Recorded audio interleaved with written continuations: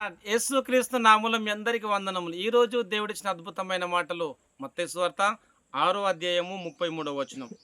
మీరు ఆయన రాజ్యమును, నీతిని మొదట వెతుకుడి. అప్పుడవన్నీయు మీకు అనుగ్రహింపబడును. ఆమేన్. క్రీస్తునందు ప్రియమైన సహోదరి సహోదరులకు ఈరోజు దేవుడిచ్చిన అద్భుతమైన మాటలను బట్టి మనం దేవుని స్తుతించాలి. ఇక్కడ దేవుని యొక్క వాక్యములో చూసినట్లయితే మీరు ఆయన రాజ్యమును, నీతిని మొదట వెతుకుడి.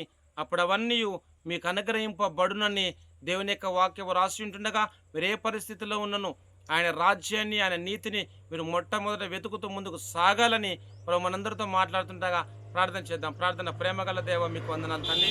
మీరు ఇచ్చిన అద్భుతమైన మాటలు స్తుతిస్తున్నాను. దేవా నా యొక్క రాజ్యము, నా యొక్క నీతిని మొదట వెతుకుమన్నావు తండ్రి, మీకు వందనాలు.